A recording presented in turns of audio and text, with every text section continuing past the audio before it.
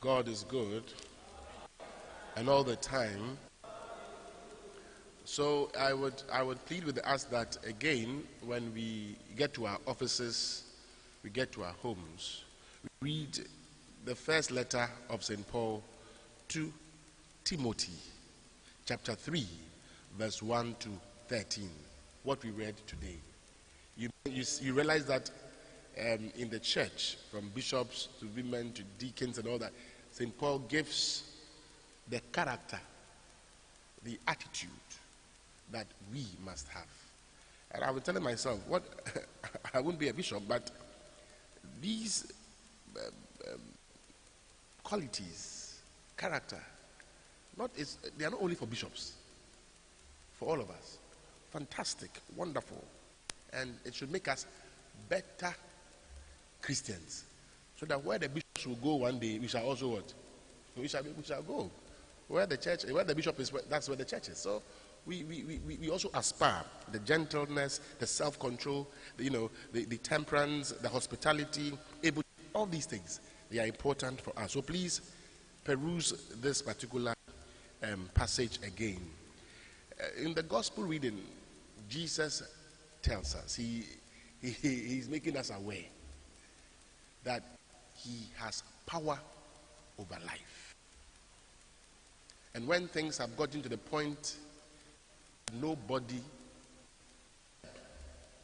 he is there to help.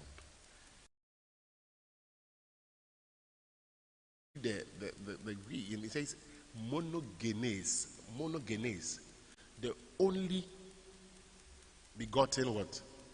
Son.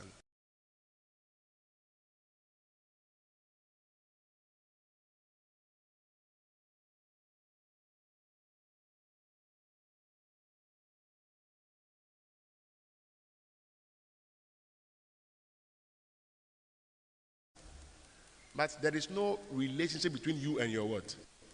You can have a son and then, you even give the son to the father, you leave and go somewhere. Or even the child is staying with you, but you don't have affection because, you don't have, but you say that somebody is your only begotten what? Monogenes, the same that was used for Jesus. John 3:16. For God so loved the world, he gave only begotten. It's the same thing that is used there. So it shows the kind of relationship the woman had with the, and the text says that the woman was what? A widow. Widow, the only thing you have is yourself. And this son was not, if you read 10 years, 15, 20, the age is not mentioned. But when Jesus saw them and was moved with pity, and he moved to where they were and touched the coffin, he said, young what? Man.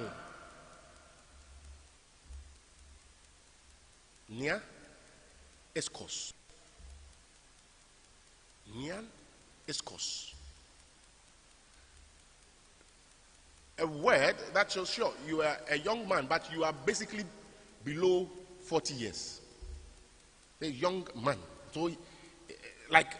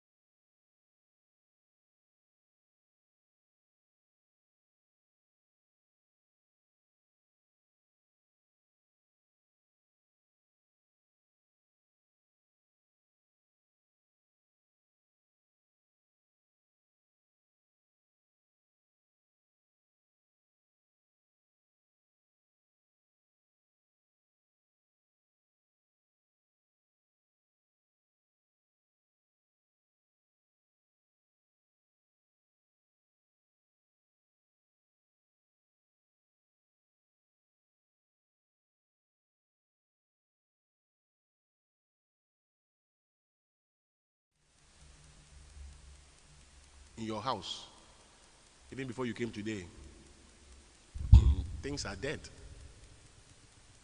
There's no life. Your situation, it is on the way to the cemetery.